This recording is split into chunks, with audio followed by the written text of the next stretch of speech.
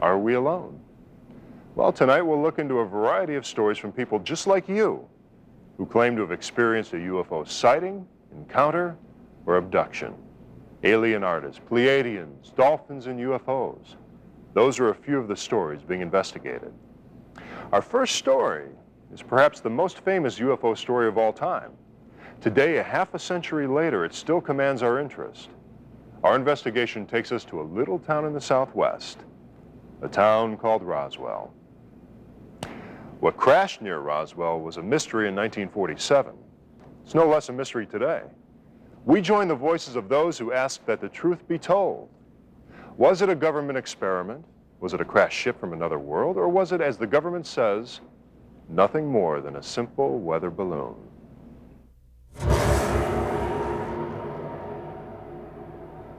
After a rancher brought pieces of the wreckage to the Roswell Army Air Base, an official press release stated that it was a flying saucer. Within hours, however, the story was changed. The public was told a mistake had been made and the crashed object was nothing more than an ordinary weather balloon. Despite testimony and scores of reliable witnesses that have since come forward, the official stand today, nearly 50 years later, is still that it was just a military weather balloon. A new Air Force investigation announced its findings just weeks before this broadcast. It wasn't a UFO. That's what the Air Force is saying after an 8-month investigation of a crash near Roswell, New Mexico, a crash that occurred 47 years ago. For years, there have been stories passed along by the residents that what the Air Force called a weather balloon was really a UFO, and that there were extraterrestrials on board. The Air Force tracked down people, combed archives, and even sent some old news photos to the CIA for analysis. It concluded what other government agencies had concluded for many years. There was no conspiracy to hide the truth. Don Schmidt, author of UFO Crash at Roswell, has painstakingly researched every angle of the Roswell story, including the notion that the Army misidentified a weather balloon as a UFO. The first press release that it was a flying saucer, and 6 hours later, we're sorry, ladies and gentlemen, there's no threat. There's nothing to be up in arms about. It's just a radar reflector device, constructed of foil, balsa wood, and baling twine. Now, even the rancher would have recognized the baling twine, certainly, and the rest of the material very conventional. And the very idea that the rancher, the sheriff, the deputies, the intelligence officer, the base commander, the counterintelligence officers, the engineers at Roswell, nobody could identify foil, sticks, and baling twine until General Rainey examines the material and it's just a weather balloon. The question is, which press release is the true story? We have over 500 witnesses testifying through sworn affidavit or video deposition that what was recovered out here at this site and at the debris field site just 40 miles from here was not manufactured on this earth. Bob Shirkey is one of those witnesses. As an Army pilot stationed at Roswell, he got a close look at some of the recovered material as it was loaded onto a plane. He remembers the report that it was a flying saucer. The very next day, there was a recant from 8th Air Force saying that it was a weather balloon that was found and not an unknown object. All I can say to that is that we had weather balloons in base operations because the weather station was there also. And I would see them carry a balloon out, blow it up, and send it on its way with a radio sound and so forth. And what was brought through the through the building and loaded on the airplane was not the same material. It was not a weather balloon. What more media places do we have to get? We only have 3 more stops. Okay.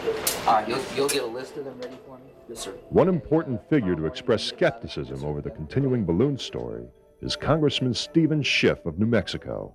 His office has initiated its own investigation into the case. He believes official records pertaining to Roswell exist.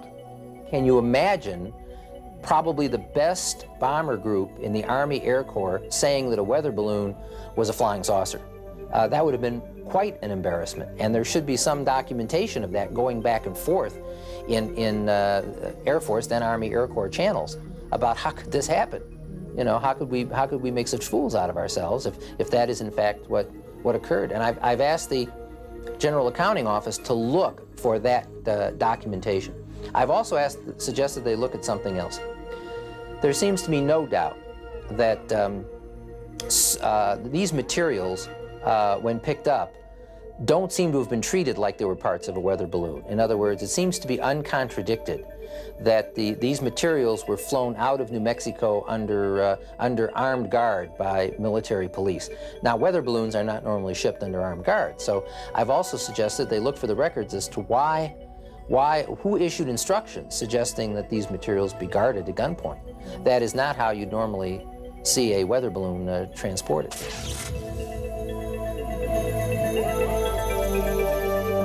Public interest in the Roswell case has reached an all-time high as interest in UFOs in general is rising.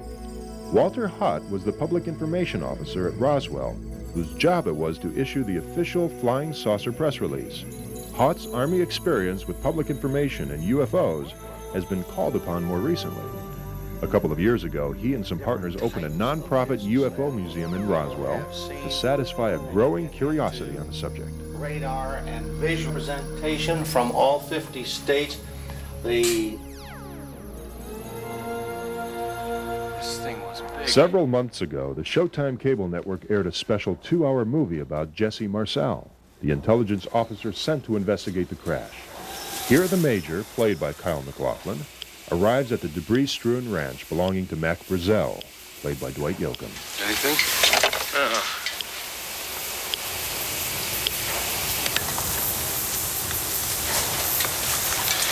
You know those Japanese balloon bombs? Yeah, made of rice paper, about 30 feet in diameter. They don't come apart when they land unless the bomb goes off. Then you'd see chart marks everywhere. Right.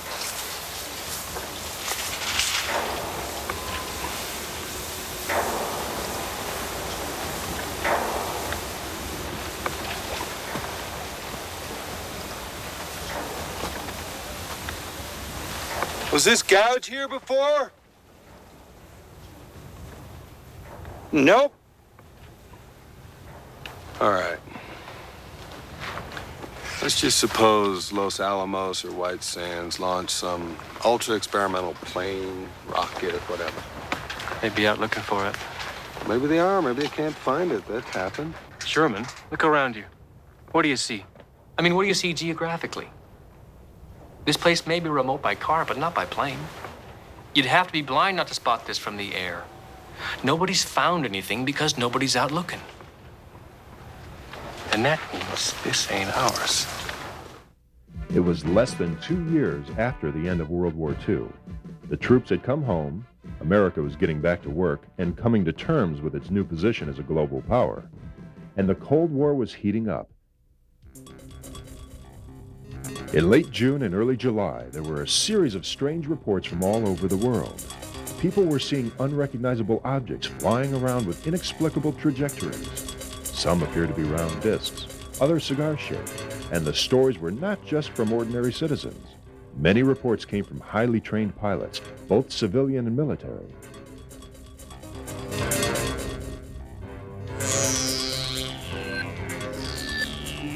New Mexico at the time was home to a number of highly classified military projects. On the night of July 4th, the central part of the state was hit by some of the most violent thunderstorms in memory. A rancher named Mac Brazel was one of a number of people who heard a loud explosion amidst the thunder. Investigators have established the sequence of events which then followed.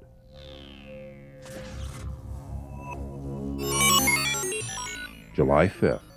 Brazel discovers a huge field of very strange lightweight metallic debris on his ranch, and the next day he brings it to the sheriff in Roswell. They then report the find to the Army Air Base. On July 7th, Brazel takes Major Jesse Marcel and another officer out to the debris field where they load up some of the material and bring it back to the base. The next morning, troops are sent to guard the debris field as well as an actual crash site 40 miles away. After Brazel talks to some local radio stations, Colonel Blanchard, the commander of the base at Roswell, dictates a press release saying the Army has captured a flying disc. That afternoon, the story hits the wires and phone lines in Roswell's are jammed.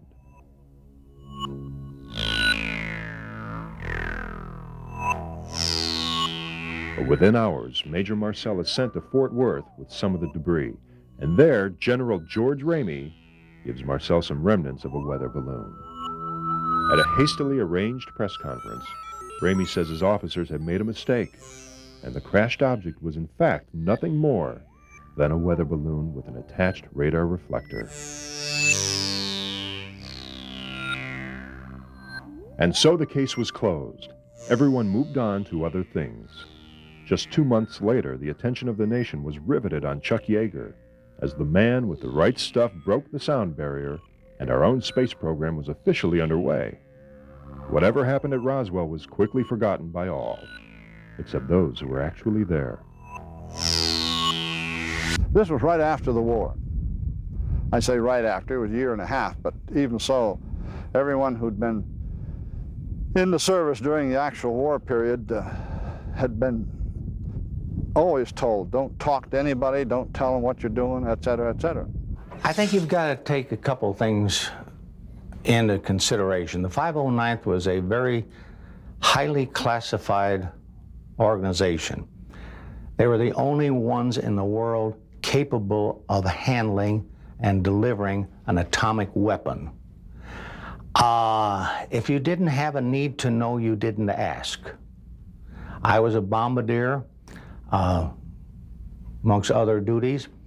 I never was permitted to go near an airplane that had the bomb racks capable of handling an atomic weapon. I never asked to. I knew that I wasn't supposed to, so that was the end of it. You've got a different frame of mind back in 1947 than you have in 1994. Frank Joyce was a radio personality at the time and spoke with rancher Mac Brazel. He believed national security may have motivated the cover-up. That was a different era than now. You didn't have the complex society that we have now. You did not have TVs, cameramen, as we have scheduled here, a news reporter like yourself with a backing of all sorts of people and all the best equipment in the world to report everything that happened. So when a statement came out on the newswire that simply said it's a weather balloon, people were inclined to believe it. And I don't say these things lightly because I have great respect for our military and was at that time very, I would say, as much of a patriot as anyone. And as I said, given the mindset of people at that time, if you told me it was something of national security, I wouldn't talk about it. Times were indeed different in 1947. This was before the era of Vietnam.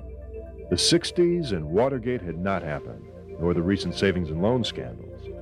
It wasn't yet common practice to question everything the government did. It wasn't until 1978 that the file on Roswell was reopened. Stanton Friedman, a nuclear physicist, author, and popular lecturer, was the person who stumbled upon this extraordinary story. In the course of my lecturing, of course, because I take such a strong stand, the lecture is flying saucers are real. I'm not an apologist, ufologist. A lot of people tell me lots of things. And once when I was in Baton Rouge, Louisiana, at a television station, waiting for a third interviewer, and the station manager's giving me coffee because the girl was late, out of the blue, no previous connection, anything we'd talked about. He says, you know, the guy you ought to talk to is Jesse Marcel. Who's he? Oh, well, he handled pieces in one of these saucers when he was in the military. That got my attention, as you can imagine. I said, well, is he alive? Do you know him? Oh, yeah, he lives over in Houma. I had the faintest idea where Houma, Louisiana was then. I've been there since, of course. We're old ham radio buddies. Great guy. They staged a launch of a radar reflector from a weather balloon and loudly proclaimed, fantasy of flying disc is explained here. All these pictures deal with this silly little radar reflector on a weather balloon. General Ramey gives the explanation. Next day they stage the launch, the media are there, it goes out on a wire, and that was the end of the flying saucer craziness. The first release, all that material was taken out. Some of it, I understand, got into papers in other parts of the country off the original release. But I spent about 15 or 20 years not knowing whether that was true or not, because this story was really hushed up. I mean, it was shut up entirely. Judd Roberts managed the radio station in Roswell, where Frank Joyce worked. He recalls that dropping the entire story wasn't a request, it was an order. I had a call from Washington the next day, right after the news deal had come out, and saying that if we put anything on the air at all, that they were monitoring us, and if there was anything on the air at all, frankly, they'd pull our license. He wasn't talking about a hearing or anything. He said it'll be canceled not later than tomorrow morning. There are many reports of witnesses being threatened or bullied, or in the case of military personnel, being shipped off to remote locations, all to keep the lid on this story. Nobody knew about this site except some of the civilians involved, and they were actually threatened into submission. The military went to their homes, they sequestered them at the base and reinforced their oaths of secrecy with physical threats. In other words, you will come to bodily harm if you ever say a word about this. When people like Stanton Friedman, Don Schmidt, and others went to federal agencies and began probing, one thing they found was that the U.S. government was anything but cooperative with information. Back in the late 70s, went after the CIA, everybody's favorite target, you know. We want all your UFO information. We don't have any UFO information. You do too. We do not. We appeal. They deny. We go to court. The judge says, do a search of your files, gentlemen, at the CIA. They come back, oh, we found 900 pages of UFO information. After saying they had none, you understand. I naturally filed with the CIA for their 23 UFO documents. They're supposed to respond in 10 working days. That's pretty quick, and you know what's going on. 35 months later, they responded. They agreed to release the first 9. I was ecstatic until I looked at them. We're talking 23 documents, 9's pretty good. They were press abstracts of Eastern European newspaper articles about flying saucers, which the Russians had the day they were published. Their own 14 documents they withheld. They tried to discourage me from appealing. I appealed. 2 years after that, so it took me 5 years, they agreed to release tiny portions of 3 of those documents. This is a released CIA UFO document. Very informative. There are about 8 words or so that you can read there, none of which tell you anything. Though official information is tough to come by, investigators press onward, inspired perhaps by increasing public curiosity. The popular scientific monthly, Omni magazine, recently featured a Roswell declaration in which readers were invited to join the petition for any information the government may have. There is an ever-growing pile of books, articles, and videos relating to Roswell. It's clear that people want to know. So the question is, why are they still withholding all this information? Why the cover-up after all these years? If you had some sort of a national security situation, people just wouldn't talk about it. I can't imagine any kind of security need from the year of 1947, which may have been valid then, being still valid almost 50 years later. For many decades, people have posed the very simple yet prophetic question, are we alone? On a starry night, you see beautiful spheres of light flashing across the horizon, defying all earthly logic. Many, perhaps you, have witnessed this very strange expulsion of lights. The question, however, remains, are we alone?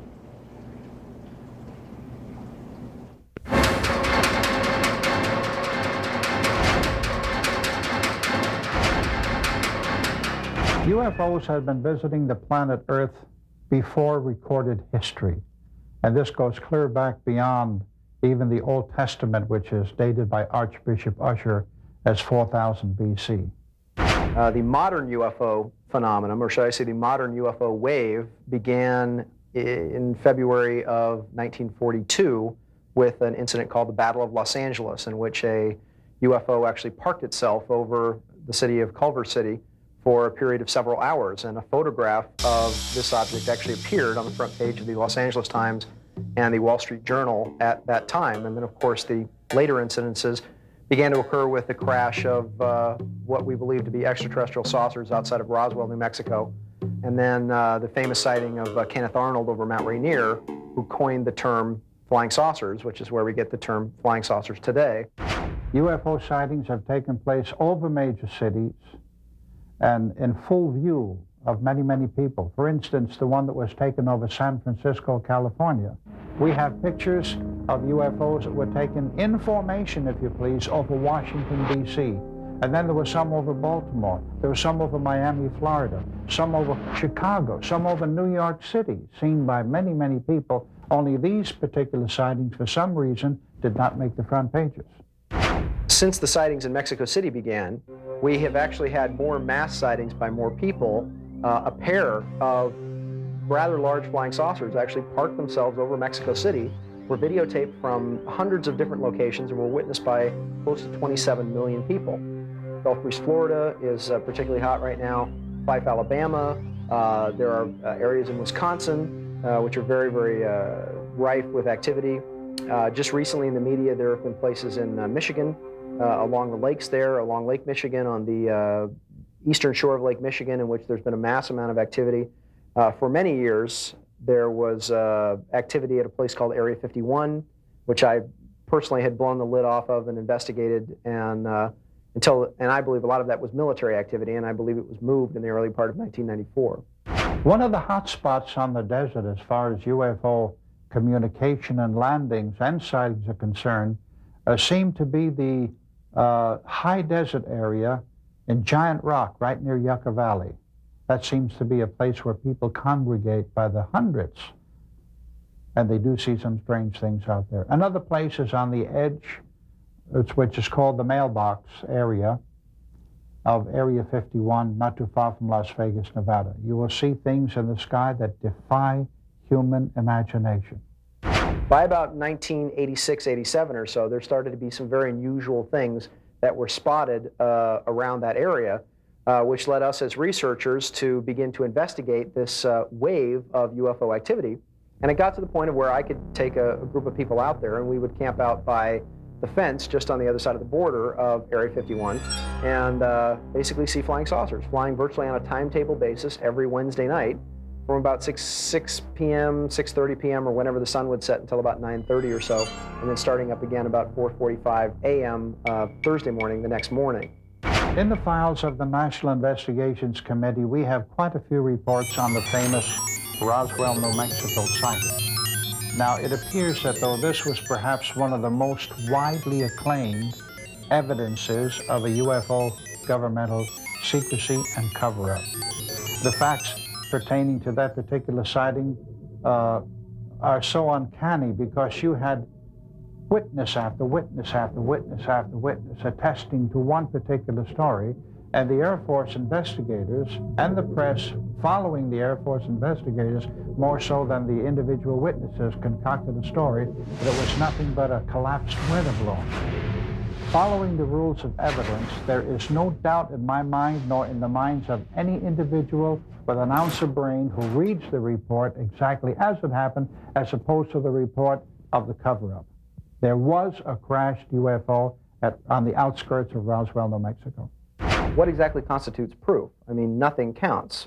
Photographs, they claim, can now be faked. And of course, we're talking about photographs that date all the way back to the 1940s or so. And they say, so photographic evidence can be easily faked, so that doesn't count. Eyewitness testimony doesn't count, even though the eyewitness testimony comes from presidents, popes, prime ministers, generals, police officers, individual that we trust with our very lives, firemen, et cetera, et cetera. But their testimony doesn't count. Videotape doesn't count, simply because supposedly that too can be faked. Film doesn't count. Top secret government documents don't count because they can all be forged. So My challenge to them is what exactly counts as proof? If you wanted to prove the existence of UFOs in a court of law, it could be done relatively simply. But the fact is that you have the various UFO debunkers who would much rather attack the reputations of the people who saw something rather than actually dealing with the evidence. You can go out to the desert or out to any place that's completely void of the bright lights of any given city. And you choose yourself a certain frame within that framework and look at the sky and keep watching the sky. You will invariably see strange lights. By strange, I mean multicolored lights. And they'll move sometimes in a zigzag formation, sometimes in a straight line. And they're not stars, and they're not satellites, because satellites have an established pattern, and so do stars, unless they're falling stars. But usually out in the desert area, you can choose and watch, and something up there out of the ordinary will occur. Stories of women being impregnated by aliens have circulated for years. Tonight, we hear from people claiming to be the offspring of such encounters. It can be a traumatic experience to meet your biological parents if you've been adopted. But what if your father is an alien? This is the story Eddie Page told us. I am a genetic experiment that has evolved for the last 40 plus years. People I've come to know are from a star system called the Pleiades. I am one of their children, and I am one of many children. I want people to know that I am not the only one, because I have 7 sisters who are identical to me. I am a sister of the seven sisters of Eddie Page, the hybrid alien. I don't like the word alien. I like to call us celestial beings. From the period of 1953 to 1955, with the knowledge that the United States government received from these beings from the Pleiades, there was genetic experiments allowed for certain technology exchange under the understanding that this technology would be used for the benefit of all mankind. There was a list given to the United States government of the women that was selected at random to participate in these genetic experiments. My mother happened to be one of them participants. My mother wasn't supposed to have children. She had a complete hysterectomy, but about 4 months later, I was born. When we were born, we were sent back out west. We've been told to a base, a military-sponsored base, where these children were analyzed and kept in isolation. And then the government selected government-sponsored families to raise these kids as humans. I have been experiencing things all of my life, not realizing what it all meant until about the last 9 months, 10 months. And as a child, I was experiencing beings in my bedroom. It was very traumatic to actually see something that I've been raised all my life that doesn't exist, to actually see a craft land in front of me and beings come off and say, they are why I'm here. I've got to know my father, who is a Palladian from a planet in the star system called Treasuous. I have been a healer all my life, and I've had a light that pulsates through my body, which has had a tremendous effect on catastrophic diseases. Eddie told us about the unusual experience he had while in the Marine Corps in Vietnam. Our mission was to assassinate the premier of North Vietnam.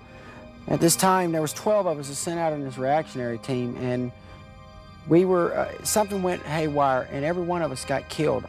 And I remember all of a sudden, there was no existence no more. It was just like everything had stopped for me. And I remember a very bright white light. I don't know where it came from, but the next thing I know that I'm looking down and I'm seeing my body being restructured. I'm seeing some odd, there was like 7 or 8 odd looking beings. They were working on me. When Eddie was taken up on the ship, I was by his side the whole time and administering my light to him, to his forehead, while they were replacing his body with the 8 alien organs. And then next thing I know, I'm found 11 days later in a rice paddy, and I'm picked up by the U.S. Army. Medical records and medical tests done here in the past year and a half have substantiated what I've been saying, that a lot of my internal system, my heart, my blood cannot be identified, even to the existence I have an extra vertebrae and an extra rib. Eddie and his sister Victoria report on seeing the Pleiadians often. They'll always throw flares. Sometimes they'll throw as many as 20 flares down in a location, kind of a little celebration. They will throw out streamers, which, like what she says, like they look like flares. And what they are electrical streamers, and they charge the atmosphere. And this is a way of identifying themselves. Eddie says the Pleiadians have been visiting our planet for the last 1,000 years, nurturing our growth. And he says the best is yet to come.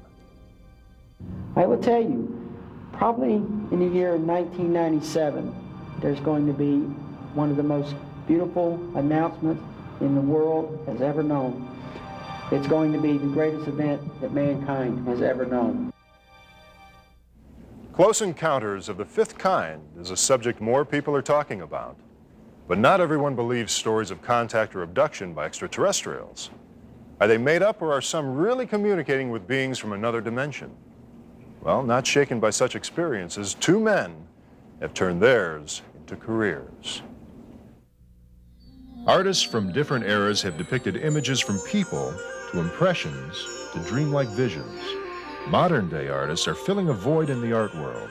They're creating what extraterrestrials look like. While some use their imagination, others apply their talents to record what they see. Carlos Macias from Mount Washington, a suburb of Los Angeles, paints beings he's met on the planet Zakar. Tell us exactly what sort of paintings you do. Basically, I paint extraterrestrial. Those are figurative paintings.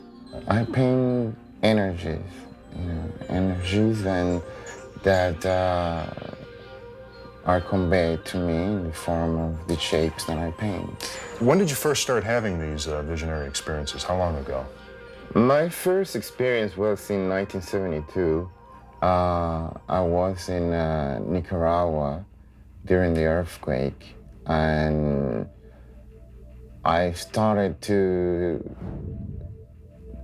see all kind of flying saucers around Managua, and I started to get more intrigued by it.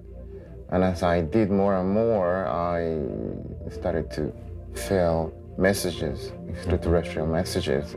When you experience these things, how do you know what happens? Well, I start feeling those telepathic energies, I start to feel their radiation. Carlos's paintings blend movement with shapes that seem to vibrate on the canvas. He aims to create visual music, a new language. This is a musician, Zakar, as you can see, he's transforming sound waves into radiation. People from Zakar probably come from the same fire than we did, from the same energy, creative energy than we did. And obviously they're trying to help this world, to continue to exist. I only had good experience in Zakar. I never had nothing bad or wrong happen to me. While Carlos took journeys to another planet, almost like a sightseer, another artist, Steve Neal, experienced a more dramatic phenomenon, abduction. Since he was a child, he remembers beings testing him and believes his profession was brought about by a lifetime of extraterrestrial encounters. You've got quite a collection here. Tell me a little bit about what you do for a living. What I do for a living is I make aliens and monsters and props and stuff for science fiction movies. I feel that this experience with this other intelligences has definitely influenced my interest in things like Star Trek and astronomy and science fiction greatly. I had a connection with the sky, with the stars. It was the thing that I felt most comfortable with was aviation, the stars primarily. When I was a little kid, I didn't even feel right about my physical form. That felt odd to me, and my surroundings felt odd, and my parents didn't seem like my parents to me. And these are very, very crazy things. A lot of times, how it works is that you'll remember a dream. Now, I remember dreams going all the way back into childhood, just like they happened yesterday, because they were so traumatic and they were so vivid that I now believe that they were actual conscious memories, and that's why I remember them so well. Why do you think you were abducted? Well, that's always a difficult question to answer. My answer is very, very crazy, you know, as well as a lot of other people feel that somehow we're connected to this experience beyond just being taken casually from our bedrooms or our cars to see, gee, what a human being is like. In actuality, that somehow we're part of their culture and that we're here in this form to basically influence the culture from within the inside and to watch it. Do you feel you belong more with them than you do with us? I have to admit that I do, actually, yeah. They tell me that when this is done, whatever it is I'm doing down here, whatever it is we're all doing down here, all the millions of people who claim this, is that we get to go home after this. What do these beings look like? Well, they're quite classic as far as a classic description is concerned. They're large-headed, black-eyed, very much kind of like the Close Encounters type image. Are they all similar? Are there different races? They seem to be similar within the black-eyed ones, which some people refer to as grays. I don't, but for that type, there's a large one, usually about 5 foot tall. That one has the most intimate dealings with the person involved, with the individual who's having this experience. The smaller ones, which resemble the larger one, were about 3.5 foot to 4 foot, and they generally seem to be more like drones. The other type that are seen are sort of a Eurasian type, which are very human looking, and then there's another type which I've only been privy to a couple of times, one time real clearly, and that was the famous reptile type being. As in the film 2001, they have been here since the very beginning, influencing our evolution. In fact, they have gone as far as to say, like in 2001, before that they actually created the life on this world, that they seeded this world. The United Nations promotes peace and unity among the countries of the world. It's only a question of time before the planets of the universe require such a Council for Galactic Matters. Sheldon Niddle and Peggy McConnell have made it their mission to guide us through this journey. They claim to represent planet Earth in the Galactic Federation. The Galactic Federation is a group right now of just about 200,000 star systems and star leagues whose sole process and purpose is to bring light into this galaxy. The Galactic Federation acts as the United Nations for the planets in the Sirius galaxy. Sirius is a star system. It's approximately 8.3 light years from us. A light year is approximately 5.9 trillion miles. Sheldon says that in order for us to become part of the Sirius star system, we have to change. And that is where the Galactic Federation comes in. The Federation is here to help us shift as humans into our full consciousness. What is happening is we have been designated as a major galactic center or showcase for the entire concept of moving our entire galaxy. He claims the Galactic Federation has instructed him to prepare planet Earth for its major journey to another solar system. There is a telepathic link between Sheldon and Sirians. I was briefed by a whole group of Sirians. There's a Sirian computer ship way out in the outer parts of our particular star system, our solar system. So I'm constantly in contact, I'm constantly getting information, I'm constantly being told what's going on, both up there and down over here. The Galactic Federation has a tremendous task in the galaxy. Well, right now, they are controlling the different gates, stargates, which are the interdimensional portals through which all the different groups go. Both Peggy and Sheldon are in contact with the Galactic Federation on a daily basis. He'll get the ship's reports, where I'll get the counseling reports, or I'll get the medical team reports. I have a ship and I have a command. My primary purpose is counseling. And I'm able to communicate with the different civilizations, different planets, and different processes. Sheldon has been contacted by the Sirians since childhood. I've been afraid to say it to anybody because I thought they would say I was totally crazy. Most of us right now are here for a basic purpose. That purpose is to help this planet shift into its full galactic crystalline consciousness, as I like to call it, and also help all of us as Earth beings, as Earth humans, become fully conscious beings.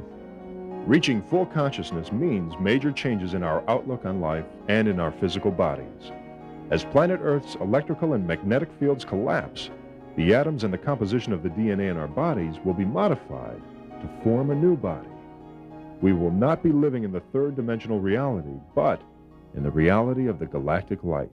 The fundamental physical changes also lies in the composition of our DNA. If we would just open our eyes and see that we are the blessings and we are the gift, that really is going to transform our whole galaxy. Sheldon and Peggy claim that all these changes on Earth are taking place now. Because we are being shifted spiritually, mentally, emotionally, and most importantly, physically as well. Once we have reached our full potential, we will be ready for the final part of the journey. As Earth approaches the photon belt in 1996, it will mark the end of our present civilization as we know it. The photon belt is a huge mass of light and energy. It will be responsible for moving our solar system into a higher dimension, the fifth dimension. Our planet will move into a new position in space, closer to the Sirius star system. Then we will be in a wholly new set of spatial relationships. Once our planet has shifted to the new position in space, we will become part of the Sirius star system. The Sirius galaxy is said to be a number of civilizations together, most of them looking like us in their physical appearances. Some are smaller, some are bigger, some are almost transparent, some are even more humanoid looking, if that's possible, than we are. They have all different skin colors. They are basically our ancestors. They're also, as part of this entire civilization of the Galactic Federation, non-human groups such as amphiboids, you might call them like salamander or frog-type peoples, reptoid peoples. Sheldon told me that one Sirian council, Washta, has guided him through his life. Washta is a person I've been very close to since I was a little boy. I've seen more and more that the message that he gave me and is continuing to give me is a message of great, incredible love and hope for our planet. Sheldon feels that it will be easy to convince people of this incredible change because it has already started. They feel deep in here in their heart that it's true because they feel that experience inside themselves as well. And this whole new reality is our full conscious planet, our full conscious galactic civilization, and the final intermixing and contact with the whole process of our space brothers and sisters and ourselves coming together again. They say that we will play an important role in the Sirian galaxy. Because we're going to be the teachers the next round. And so it's very exciting to see, even in the Bible it says that the last shall be first. Well, we're the last planet to go conscious in the solar system, but the next round of our solar system will be the teachers to teach these other planets how to use free will, how to be loving, and how to be compassionate. They feel that the most important thing is that we are going back to where we belong. We are constantly discovering new, intriguing insights about our water friends, the dolphins. Their intelligence is often described as that of a higher being. And it is even said by some that dolphins may be our link as messengers to other life forms in the universe.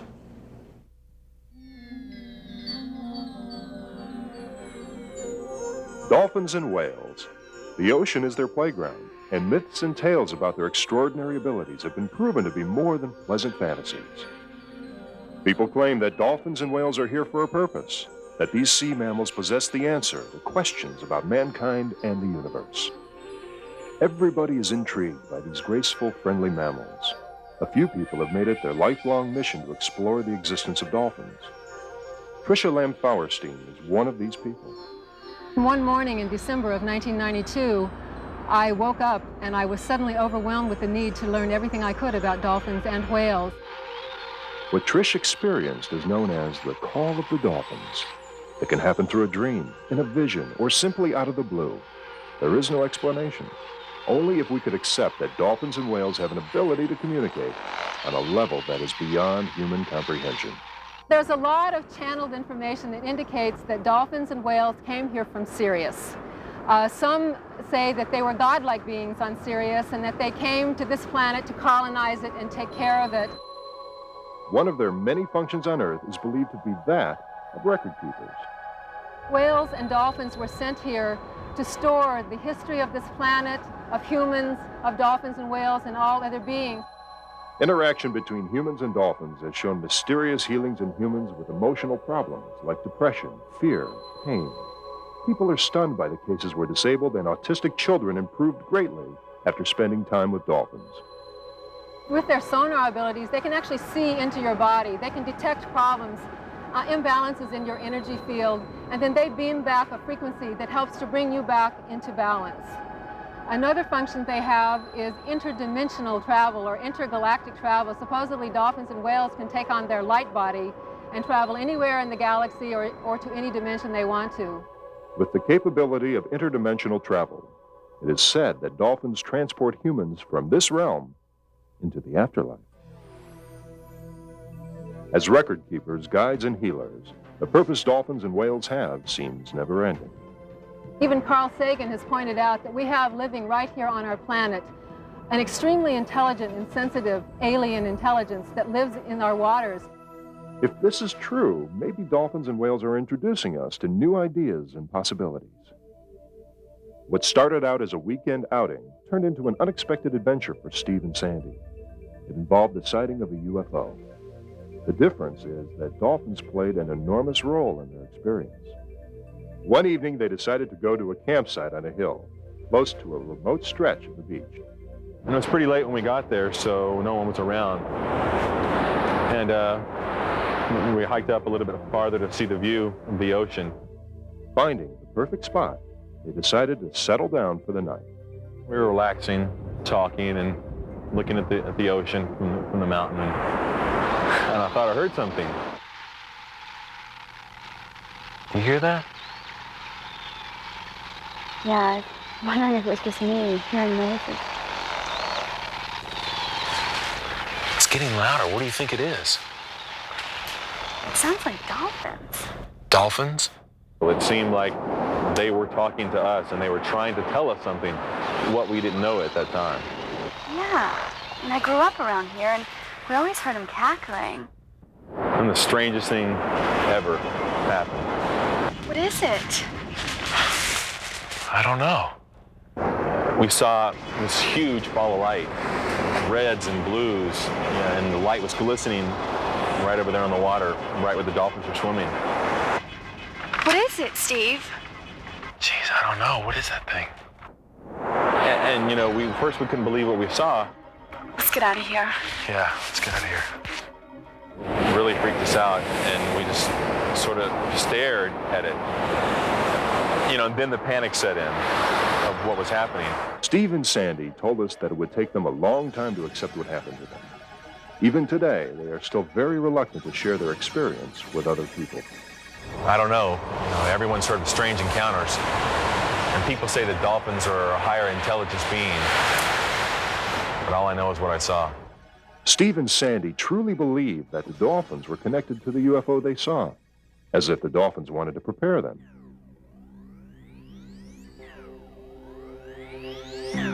Dolphins and whales have a more developed intellect and sensitivity than we do. There's a lot of things about us that make us far more like dolphins than we are like primates, say, who are supposed to be our ancestors. We don't have hair. We perspire and sweat. None of the other primates do. We have a layer of body fat. So there's lots of indications that we were once water beings and may have a common ancestry with the dolphins and whales. There's a wonderful story in one of the books I have about a man who was out snorkeling or scuba diving, I believe it was, and he got a cramp and could no longer swim, and he was about to drown, and he was praying for someone to come and rescue him, and a bottlenose dolphin came and draped himself right over his dorsal fin and carried him in and tossed him on the shore, because this man wasn't even capable of swimming into the beach at that point, and saved his life.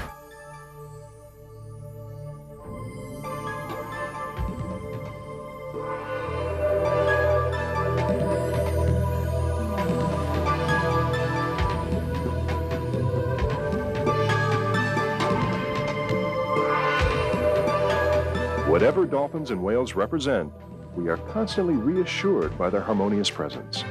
Maybe they are the obvious evidence we've been looking for in our quest to explain where we came from and where we're going to. Each year in this country alone, we spend millions of dollars and countless hours performing scientific research.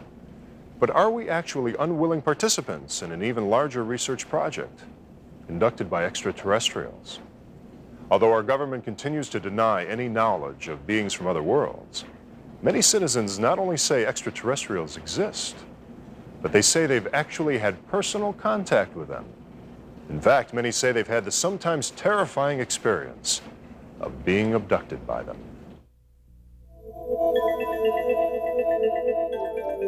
Look through any bookstore and you'll find a variety of books containing detailed accounts of abductions and apparent human research by aliens. Often they are written by psychologists, PhDs, and MDs. Often reports were elicited from patients during hypnosis. Many give detailed descriptions of their abductors.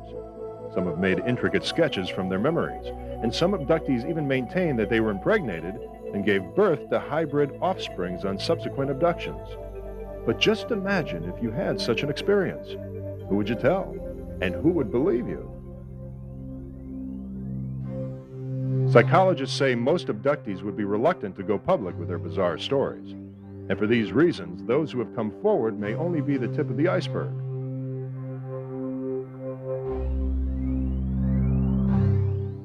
The reason I've decided to tell this now is because I want other people who have had similar experiences to know that they're not alone. They're not crazy. I was going to school in Missoula, and it was spring break, so I was headed home to see my folks. The sun was going down when I hit the cutoff to 191. You know, it gets pretty windy and slow in that area. It's very desolate. After a while, I came around this one curve, and I saw this really bright light. It was in the middle of the road. It was so blinding. At first I thought it was the spotlight from like a police car. But then I realized that it was too high off the ground to be coming from a car. So I put my foot on the brake, but it didn't do anything. I just kept going. The motor ran like my foot was still on the gas. But then the truck slowed down and stopped right in front of that light. I was so scared. I had absolutely no control over my body. As much as I didn't want to go, I opened the car door and I started walking towards the light. I remember thinking, why am I doing it? But I just did it. All of a sudden it went out and everything was dark all around me. But it was like I could make out this ramp. And then all of a sudden this door went up. I couldn't see what the door was in. My eyes were fixed on the opening. I started walking in. It was like my body just took me in. Then I don't know what happened. I guess I must have blacked out because one minute I'm walking and the next minute I woke up on this table, like a medical table. All these medical instruments were poking at me and I could hear this whirring sound, like a dentist drill, but not quite that loud. I couldn't feel any pain when they touched me. I couldn't feel anything at all, really. I just felt like my body was made of lead. I couldn't move. Even my fingers, I wanted to see who was doing this to me, but my eyes, they wouldn't move. I was totally paralyzed. I don't even know how long I was lying there. It seemed like time was different. And then, I guess I must have blacked out again. The next thing I remember, I was back in my truck. The motor was still running and the bright light was gone. My head hurt. It ached, but I got back on the road, feeling very confused. I looked at my watch. It was 1 a.m. I'd expected to be home by 10. I finally made it home. I went in and looked in the mirror. I couldn't see any marks on my body, but I knew I didn't dream this. Then I looked at my head. Right inside the hairline, there was this little mark. It's never gone away, and it's been a year now. For a long time, I didn't tell anyone about this. Graduated now, and I have a good job. People would think I'm crazy, but I know this really happened. The state of Oregon has been the site of many strange happenings. Reports of monsters in Crater Lake, the 1909 Portland poltergeist outbreak, Bigfoot seen in Tillamook.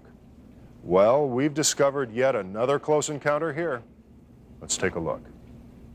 Over the last few years, the hottest spot for UFOs seems to be Mexico, where, according to UFO magazine, thousands of sightings were reported, and some were caught on film and video by astonished onlookers.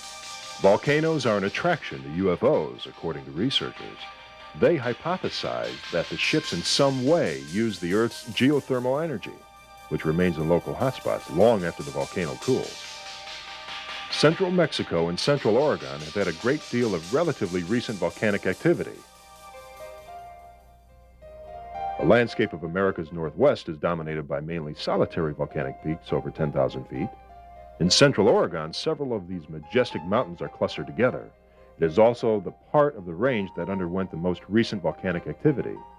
And it is this area around the peaks, called the Three Sisters, that has reported the largest amount of recent UFO sightings. In the 1840s, these three volcanic mountains were named Faith, Hope, and Charity by the local Methodist camp. They later became collectively known as the Three Sisters.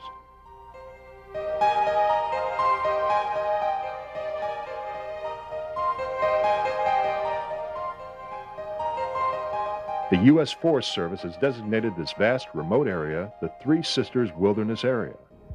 Open only to hikers, it's a place that has very little human disturbance. Most commonly, UFO reports involve a single passing or harboring ship in the air.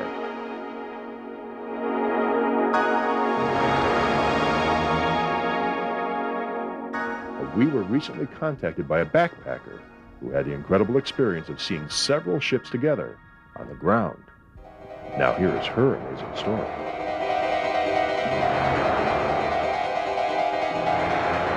Well, it was spring, and it was just starting to warm up, and I thought I'd take a hike for a couple of days out in the Three Sisters. I hiked in about 3 hours, and I got to a place where there were some great rock formations. I thought I'd camp there so I could hike around in the rocks in the next morning. I put my tent up on this kind of butte where I had this fantastic view. Then, I don't know, I think it was about 3 in the morning, I woke up because there was this bright light shining in through the tent. It was really, really weird. I couldn't imagine what it could be. I looked outside and I couldn't believe it. Down below, at the base of those huge rocks, I saw 3 circular objects. They were really bright, lighting up the whole area. It was the strangest thing I ever saw. I remember thinking, nobody is ever going to believe this. Then I saw a 4th one, and it actually was in the air, kind of hovering, and it started to land with the other ones. I was totally amazed. I started to feel very strange, like very weak all of a sudden. I'm not sure what happened then. All I know is I woke up outside the tent on the ground. I looked down there and there was nothing anywhere. I never sleepwalked in my life. I knew what I'd seen was real. I had to go down there and look around. There weren't that many trees in there with all the rocks, but the ones that were there were all charred. And there were these powdery ashes scattered around. I'm not one of those people that goes looking around for UFOs, but I'm convinced that this was something from another world.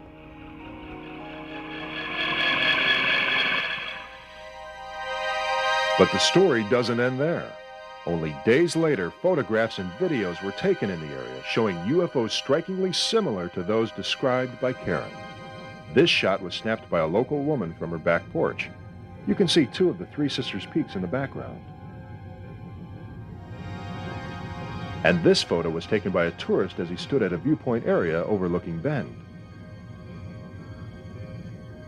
And this dramatic picture was captured on the night of May the 6th, near the town of Sisters, Oregon.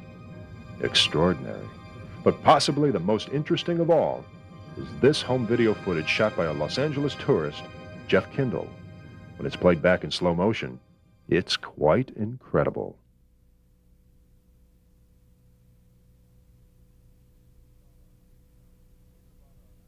When you think about our little planet in relation to the vastness of the universe, it seems silly to say that we are the only life forms in existence.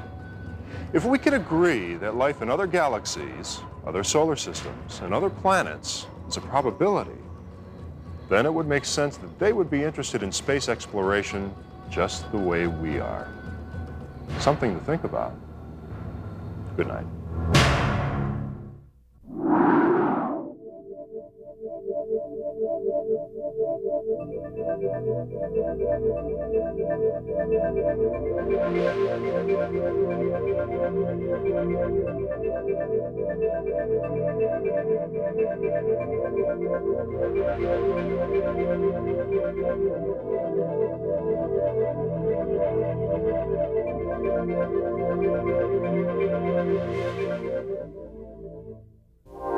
Hello, and welcome to Universal Studios Hollywood. I'm Patrick McNee. Inside the realms of the unknown, we search and explore our mysterious world, and whatever may haunt our imagination. Hollywood, a place where everything is possible, where phantoms from the silver screen visit from another world, the world beyond the grave.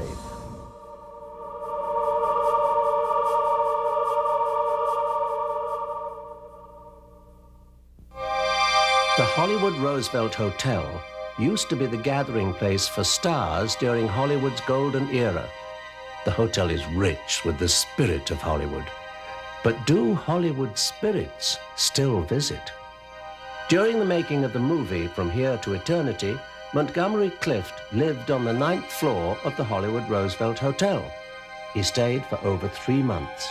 After shooting each day, he would return to the hotel and spend hours rehearsing his lines and playing the bugle, which he had to learn for the movie. Since his death, guests and employees of the hotel have reported many times that late at night, they hear the sound of a bugle playing in the hallway near room 928, Montgomery Clift's room. Terrell Valaza was hired as a cocktail waitress, but also helped with the renovation of the hotel before its grand reopening in 1986. First week here, it was good. The beginning of the second week is when I was getting off the 9th floor elevator and I was walking down the hall and I heard footsteps behind me. I turned around to see if there was anybody following me and there was nobody there. And then as I was continuing to walk, I felt a cold breeze like walk right by me.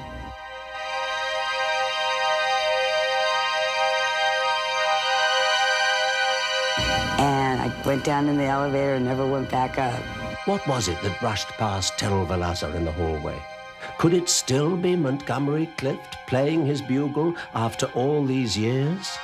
Ghost experts believe sightings such as these are examples of spirits returning to places where they enjoyed happy times in life.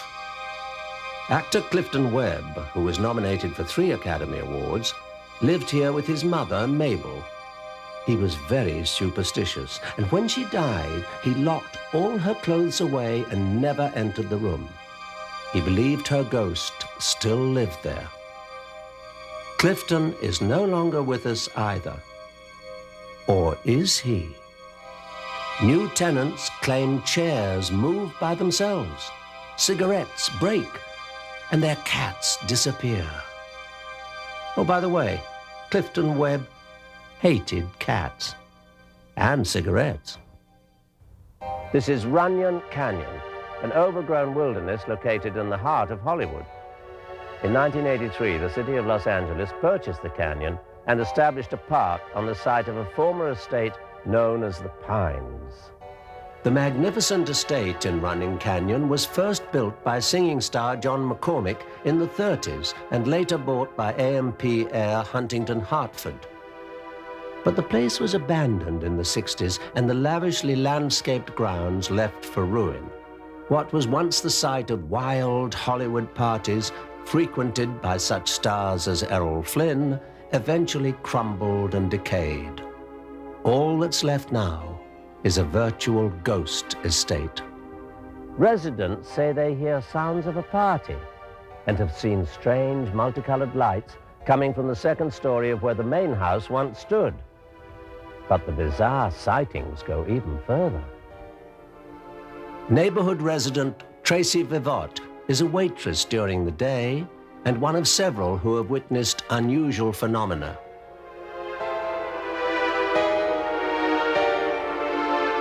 I just lived down the street from the park, so I used to come up here jogging after work. And one day I came after work. It was a little later than I usually come. So I started jogging up the hill, and all of a sudden I felt this cool, cold air brush past me. It was a little unnerving, and especially, I mean, it was the middle of the summertime. It was July. So I turned around and I jogged back down the hill. And I started just doing some easy stretching. And I was bending over and I caught something on the corner of my eye.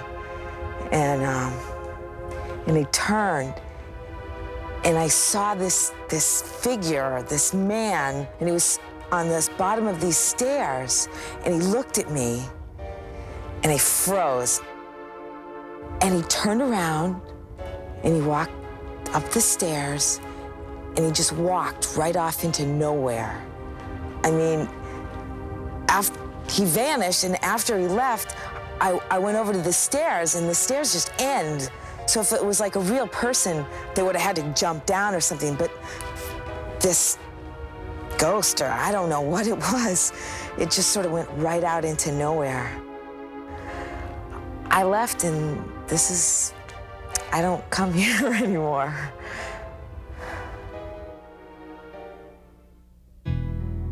Ever since he uttered the words, "I never drink wine," Bela Lugosi became immortalized as the nocturnal Count Dracula. The years following the 1931 release of Dracula proved unkind to the talented actor. Lugosi never escaped Dracula. In 1956, he died, broken, forgotten, in a shabby one-bedroom apartment. His last request was that he be buried in his original Dracula costume forever. After all, he may be back. A vision of the Virgin Mother, an image of holiness, giving hope to those who believe and healing the ones who are sick. In their thousands, people flocked to witness this miracle, to feel the touch of her spirit and to gain courage for the future.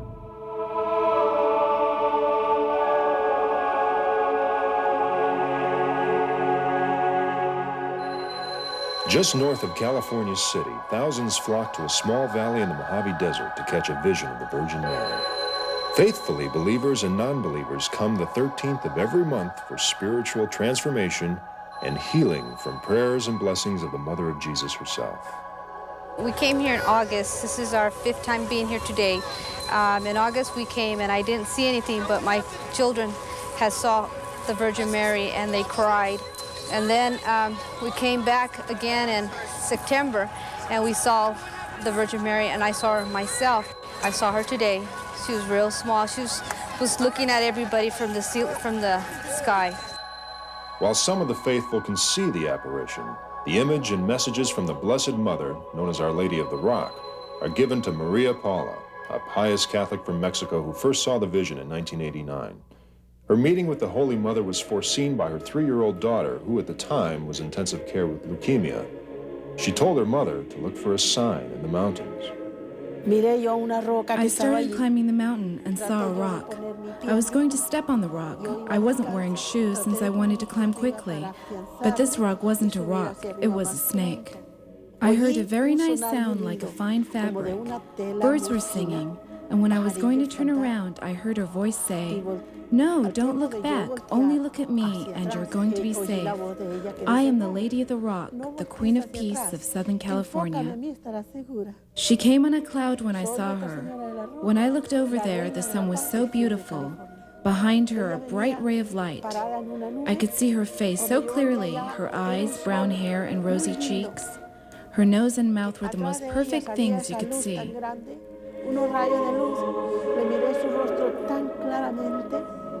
At the apparition site, people line up according to their illness, physical, spiritual, and even terminal. Some of those who come to see Maria Paula and hear the messages from the Virgin Mary have claimed miraculous healing. Maria de Mesa, a registered nurse, says her lupus was cured.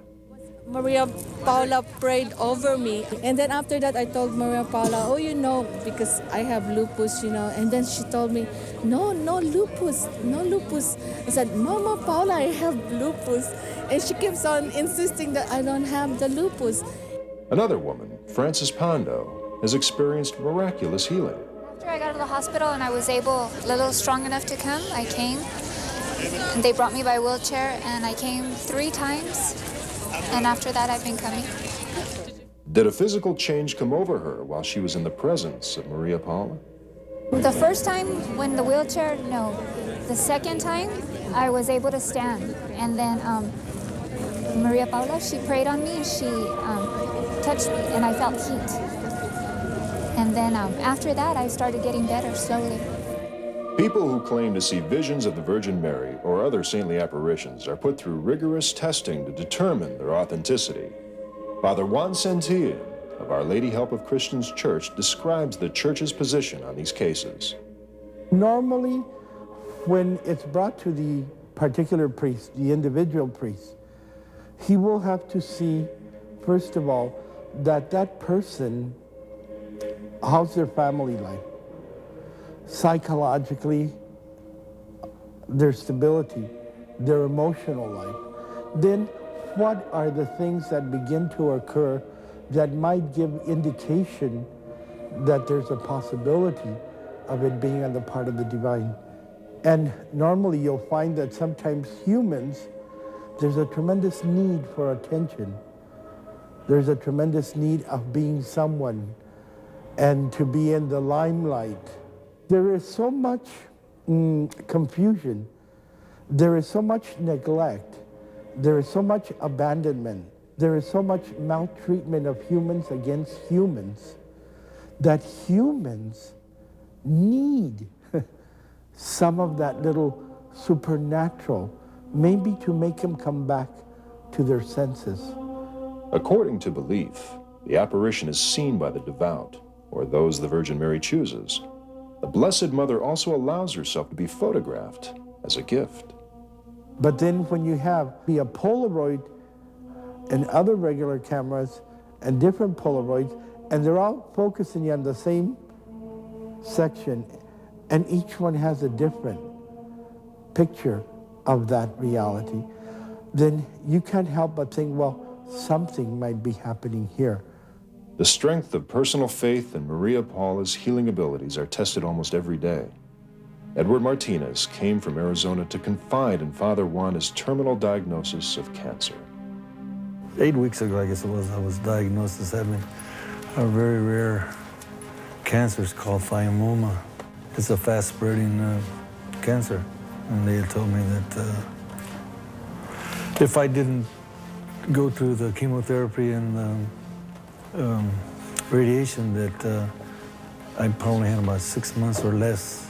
I had just about almost given up. I mean, and I'm not the kind of guy that gives up, but when they told me up there that that's all the time I had left, it's kind of hard to take. Whether he will be healed remains to be seen. Feel the heat in your veins. Watch it come up. It's coming up. It's coming up. Yes. The heat is coming up? Yes. You all right? Yeah. Hmm? Yes. Le voy a dar esta prenda para que la use. Visions of the Virgin Mary have been occurring for centuries. Only in this century have they become documented and officially approved by the Church. Though Our Lady of the Rock is not yet recognized by the Church, the surprising aspect of this supernatural experience is that the message is almost always the same. It's up to us to decide if we want to listen to it or not.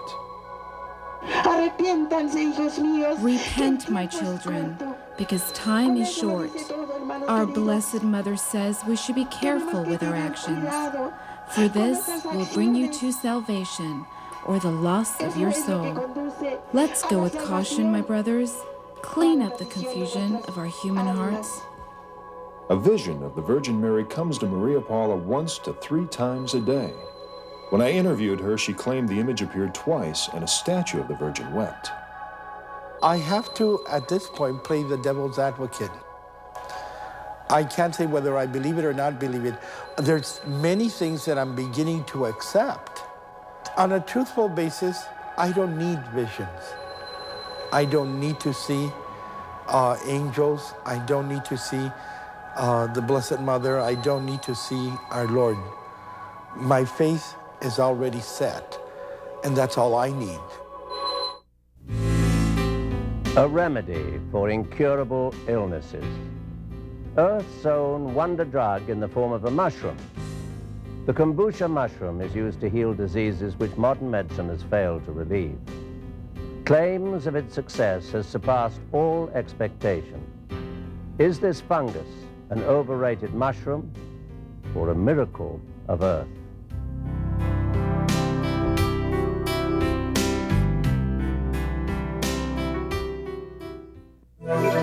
Since the beginning of time, man has turned to nature for healing. He has sought remedies from the forest, the ocean, and the desert. To combat crippling diseases like AIDS and cancer, there is a renewed interest in discovering nature's alternative cures. The kombucha mushroom craze first started in Los Angeles about a year ago. Kombucha is thought to have Far Eastern origins dating back 2,000 years. Many believe the rediscovery of kombucha is the universe's way of helping us out. What I saw was space travelers from the future traveling back in time with the mushroom, planting the mushroom just so it would be here right at this moment in time when we need this kind of support from the life force of this universe. Betsy Pryor is the co-founder of Laurel Farms, which distributes the kombucha internationally. I asked Betsy how she became involved with the AIDS community. I was reading the Los Angeles Times one morning, and I noticed that AIDS Project Los Angeles was looking for volunteers. I was busy editing a book, so I couldn't come in myself, but I thought, you know, I think I'll volunteer my kombucha. And that was back in August of 1993, and that's how the kombucha got into the AIDS community. Betsy's partner, Norman Baker, invited us to his home to see how the kombucha is grown. Thank you. I'm very excited about being here. We're excited to have you. Let's go see what you got. Please, come on in. This is where we keep the kombucha mushrooms. Basically, we have the kombuchas in 4-quart Pyrex bowls, and they stay in their quiet, dark space for 7 to 10 days, and basically drink the sugar tea water and produce the baby mushrooms. And they just love it in here. They really do. This extraterrestrial-looking mushroom is, in fact, not a mushroom at all, but a symbiosis of yeast cells and bacteria. You don't actually eat the kombucha. You make tea with it. In essence, it is funny looking, it's funny tasting, but people love it. It's worth it. And that's the key. Well, when people call us from all over the country, and we receive over 100 calls every day nationwide, to the ultimate stories of saying, Mr. Baker, Betsy, we're alive. We're not supposed to be. The doctor said we should have died 2 weeks ago. The bottom line is we've drank your tea, and it's the kombucha tea. We're alive. Our hair's grown back, our energy level, our skin's looking better. The tea is a gift from God. It's something that somehow has made a difference in our life. The kombucha is shipped from Laurel Farms with a special message to all its recipients. Expect a miracle. So how does the FDA react to you? There is nothing that we're doing that is out of line with the FDA, because we tell people to always consult their physician. If they have any health challenges, if they're going to drink the kombucha tea, we tell people that they should always show our literature to their doctors before they start drinking this tea. Every year there seems to be a new fad that brings hope to AIDS patients. Is the kombucha just another fad? When somebody's usually doing a fad, they're taking money, and I take no money for this project. All the money that comes in goes to subsidize people with cancer, AIDS, and MS around the country. But that's the least amount. The main purpose is, like, why would full-blown AIDS people who are actually seeing their T cells climb, why would they pass it on to their best friends with full-blown AIDS if they weren't seeing the results? And that's what's happening nationwide, and that's the ultimate compliment that they can pay us by passing the kombucha on to their best friends, and that's what's happening. There was no way I could leave without tasting the kombucha tea. I'm looking forward to this. Very good. To our health? To our health. It tasted tart like vinegar, but who cares about the taste if it does everything it's supposed to do? Jeff Neff is the resident treatment advocate of the AIDS Service Center, which provides education and support services to people with AIDS. He's troubled that kombucha is just another in a long line of fads, or even worse. We don't know if the effects are permanent or if they even exist, because no clinical trial has ever been done on the kombucha mushroom. Part of the problem with the kombucha mushroom, again, is the fact that it's grown in a tea and sugar solution. So it could be that a lot of the energy boosts that people are experiencing are actually caffeine and sugar rushes from the solution itself. I definitely think that someone should be very careful. They should try and investigate the so-called properties of the kombucha mushroom and its effects, that they should rely on scientific information rather than word of mouth. Meanwhile, at Laurel Farms, the miraculous stories continue to pour in. After 7 months virtually bedridden with chronic fatigue, I started kombucha, and 2 days later I was vacuuming. I've been drinking the tea for about a month now, and I feel incredibly energetic. I suffered a ruptured implant, silicone implant, and began to have autoimmune problems, chronic fatigue problems, pain in the muscles and in the nerve endings, to the point where I was unable to use my arms and my hands and was in constant pain. I reached a point where I was unable to work. When I began taking the tea, immediately I felt energy. The moment I tasted the tea, I realized that there was a life force in it that was very thrilling to my body. So is the kombucha mushroom a miracle? I'd have to say, in talking with all these thousands of people every week, kombucha is a miracle from God. A person with HIV cannot expect a single treatment like the kombucha mushroom to be the miracle cure for AIDS. I think the kombucha mushroom is a miracle because when I drink it, I can taste the life force within it, and that's a miracle for me. Miracle or fad? We may never know for sure, but legend has it that if treated kindly, the kombucha mushroom will accompany you for life. I think Norman would agree. He sings to the mushrooms every day to create spiritual harmony with the universe. And now that's the chant to the mushrooms. The kombuchas are then sent out into the world, like the ancient prophecy, to go forth and multiply. This is one miracle the post office can deliver. As the full moon rises, the man transforms into a savage beast who howls in the darkness and hunts for the kill. Some call it the devil in disguise. We call it the werewolf. Is it a mere legend, or does this half-human species truly exist?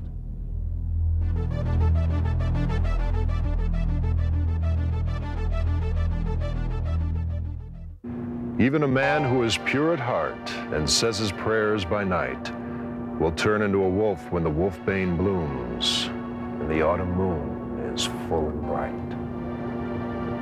Those words were spoken by the gypsy woman Mileva, played by legendary Russian actress Maria Uspenskaya in the 1941 Universal release of The Wolfman. It's filmed right here, as a matter of fact. It also featured another young star by the name of Lon Chaney Jr., who played a part of the Wolfman. But that's the movies, right? I mean, werewolves don't exist in real life. Not in present day, do they? We know werewolves in mythology and modern horror stories. This is where we expect them to stay, in our fantasies. But through centuries, mutilated bodies of innocent victims have created legends of werewolf attacks. There has even been reports of sightings of these beasts. Dating back centuries, the most common belief was that werewolves were a creation of the devil, or may even be a witch's revenge. All the legends had one thing in common. Werewolves were never detected during the day. It was at night when these creatures lurked from the shadows. Stimulated by the full moon and forced by an inexplicable desire, the man-wolf set out to get his victim for no other reason but for the urge to kill. Could some men somehow transform themselves into demonic, hairy monsters which prowl when the moon is full? Even if there were a remote chance of that happening, it would be too bizarre to be believable. Or would it? In fact, doctors have a medical term for this werewolf-type syndrome: lycanthropy. They say that in every one of us lies secret, savage desires, safely stored away. Most of us keep those desires under tap, but then there are those who are overwhelmed by ancient memories of when humans were hunters and killers. Thus is born a man-wolf. Although lycanthropy can be triggered by several mental conditions, the fact remains that it exists. Dr. Gerard Fieldman, a psychiatrist, treats people who suffer from lycanthropy. He told us the reason why it is not a widely publicized issue is fear of prosecution, because his patients have killed. Lycanthropy has never been used in court as the grounds for committing murder.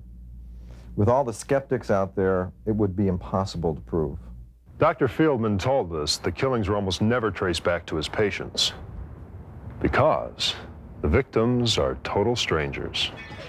People with lycanthropy suffer from a physical and hormonal imbalance which affects both brain and body. Dr. Fieldman says his patients are normal people in everyday life. We met one of his patients. If we expected someone with fangs and yellow eyes, well, we were disappointed. When I look at other people, they look normal, I guess, like I do, and sometimes I just wonder, do they feel the same way I do? Do they have the same kind of urges I do? When excessive amounts of hormones are discharged in the body, it could have a major effect on someone, mentally and physically. With some patients, there's an incredible transformation. Facial hair develops, there's an increase in physical strength, there's a craving for human blood. And then they develop a delusion of being a wolf. Certain times of the month, these symptoms reach full-blown status. There's no question about it. The full moon is my worst enemy. The dangerous part is that lycanthropy causes an irresistible impulse to hunt and destroy. Have I killed people?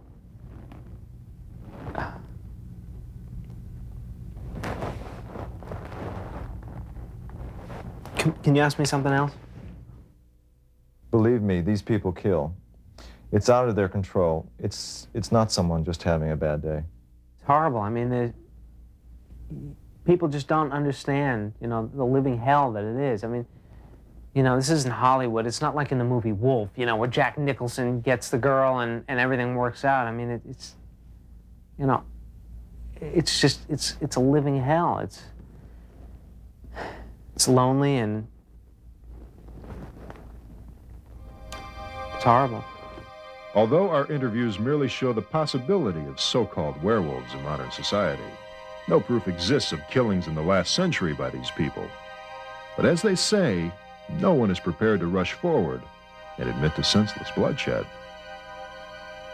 So next time when the moon is full and you feel a twinge in your stomach and your hands begin to shake, you may become a werewolf. Or you may have indigestion. In either case, you'll feel better in the morning.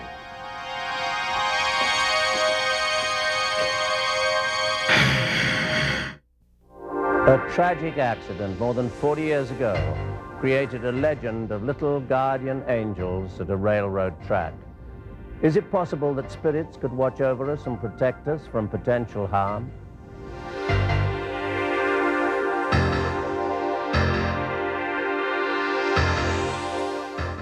More often than not, ghost stories are frightening, but even more frightening when the story is true. Let's go back to the south side of San Antonio. It was late one evening in 1984 when Paula Williams was driving home from work, taking her usual route.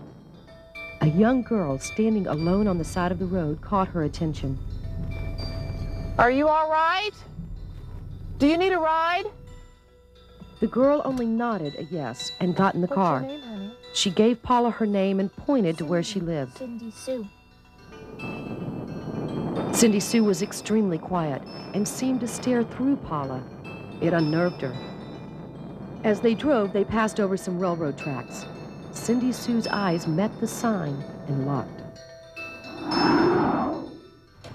At her house, Cindy Sue remained in the car. Paula thought she might be having problems at home and suggested that she would go first and talk to her parents. Paula told the woman who answered the door her daughter, Cindy Sue, was waiting in the car. Hello. She started yelling and even threatened to call the police if Paula didn't get off her property. Then she said the strangest thing. Just let Cindy Sue rest in peace. Paula was taken back by the strange turn of events and walked back to the car, confused. When she got to the car, no one was there.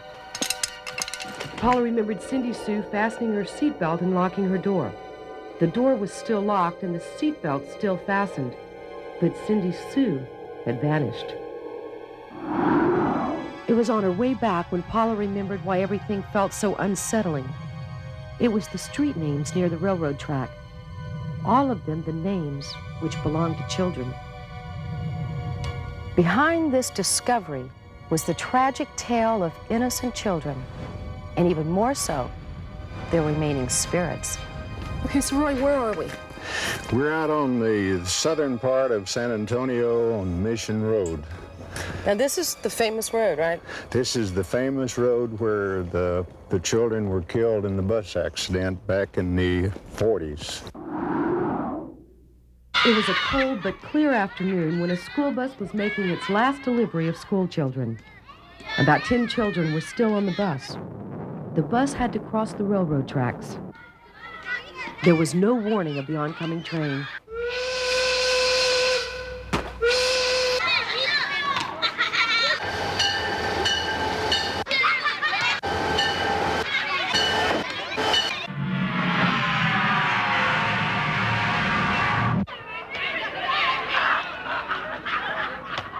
The bus stalled on the track and the train come along, and before the kids could get off, it hit the school bus and killed all the kids.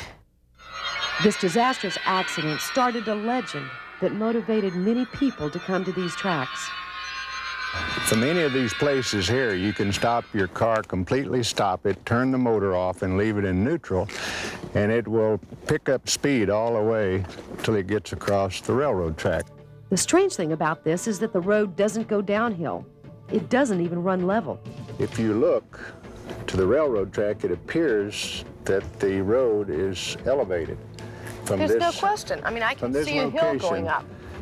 Okay, how do these cars get up the hill by themselves? If people's cars stall or something, these children supposedly pushes the car across the track to safety. It's come through the safety zone. And once they're safe of the railroad track, then the car stops. Skeptics say the explanation may be a magnetic field in the area. But how do they explain what happens next? Fingerprints on the back of the cars, as if some imaginary hands pushed it forward. Putting powder on the back of the car helps to see the fingerprints clearly. They say on the bumper and on the trunk. I think with the wind, we'll do it right here and see what happens. I'm determined to check it out for myself. I watched a couple of cars do it, but just to see if it can really happen. This is about where they say they stop. Turn the car off, put it in neutral. Take my foot off the brake. And just sit here and start going.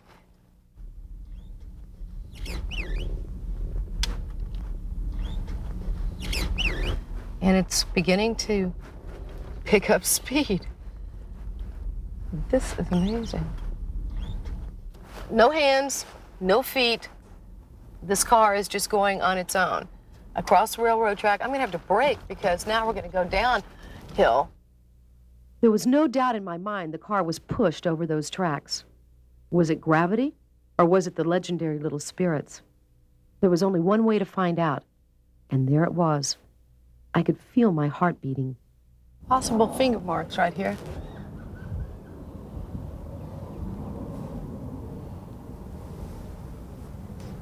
And a couple of prints right here. Well, that really is pretty amazing. Although we weren't able to find anyone to verify every detail of this story, one fact does remain. There hasn't been a single train accident on this set of tracks since the children's tragedy in the 1940s. Somehow, every stalled car has managed to cross the tracks, reaching the other side in safety. There was one thing I still wanted to find out. What did Paula see that night on her way back home? This is the neighborhood supposedly where they have street signs with the children's names from the accident. Bobby, Alan, Nancy, Carol. It was here in the streets close to the railroad tracks where we found the answer to Paula's mysterious young rider who never reached her house that fateful afternoon. Cindy Sue. His prophecies predicted world wars, natural disasters, and man's landing on the moon. History has revealed the truth of these foretellings. But it's the future we're concerned with now. Could we change the course of our future if we listen to his warnings?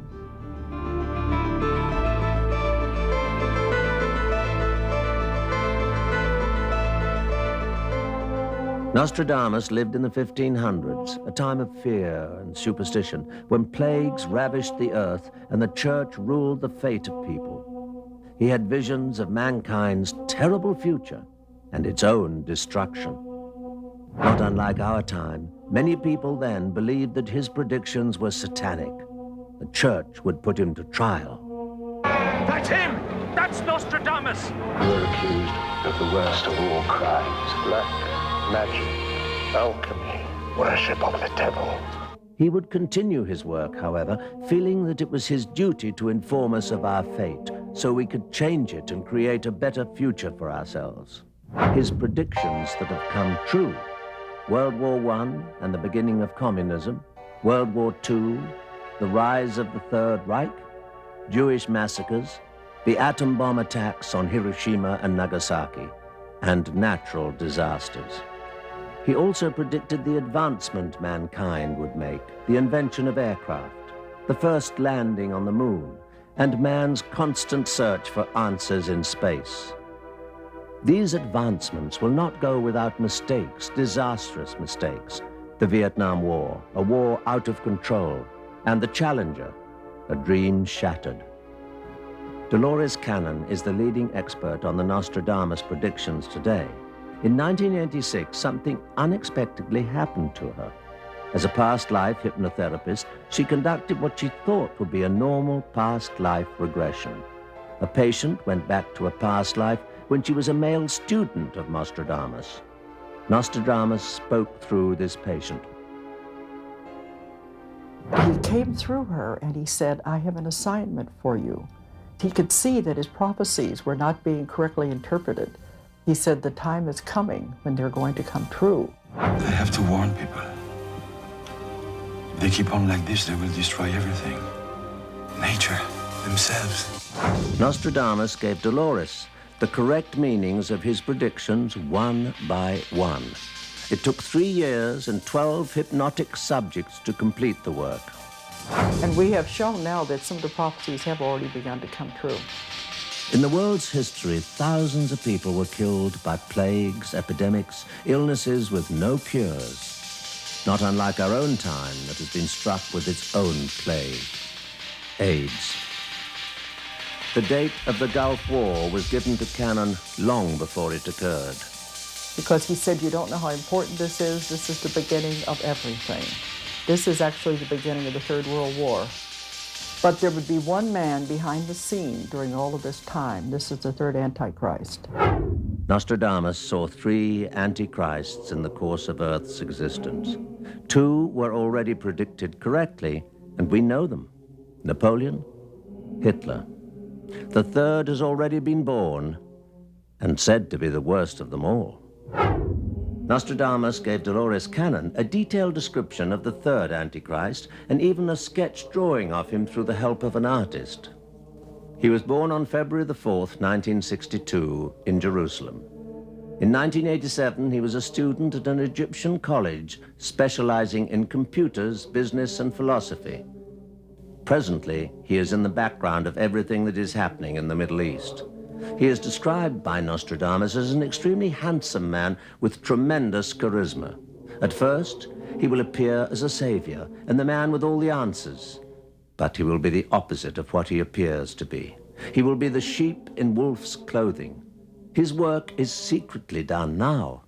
How many of us know him already? There were more events predicted for our future that Nostradamus wanted us to be aware of. The Nazi Party will slowly but surely return to power during the 90s. It will come to light that hurricanes are a man-made event brought about by scientists attempting to control the weather. The next 2 decades will mark the downfall of the Catholic Church. The Earth's continents will shift with the rising of the ocean's water levels. This could occur during the next 4 decades. These are just to mention a few. Nostradamus also gave us a glimpse of a wonderful time to come. He saw a man whom he called the Great Genius, an important figure whose coming would balance out all the evil in the world. The Great Genius would invent great wonders, and he would reign in the 1,000 years of peace when we would be traveling through the cosmos and living in space colonies. One question remains to be answered, though. How could we explain all of this? I want to bring out a very important point that really shakes people up. In my work with him, he was most emphatic by saying, you are not speaking to the dead when we are communicating.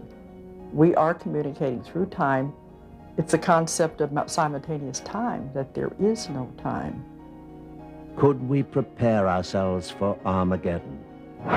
Nostradamus saw the end of the world, but he said it's so far in the future you don't need to worry about it. Cannon merely sees herself as a reporter with only the well-being of mankind at heart. Nostradamus said that people underestimate the power of their own minds. He said that it is up to us to change the world's fate and create a better future for ourselves. How could we possibly ignore this?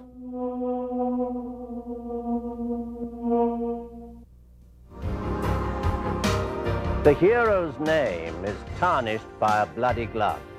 The masses cry for vengeance, but truth prevails. 1995 finds him free. The true monster confesses and loses his soul in 18 months. This prediction by Nostradamus sounds familiar to all who know about the Simpson case. Even the most skeptical begin to wonder. For every mystery hidden deep within the walls of the universe, there are many more buried beneath the sand.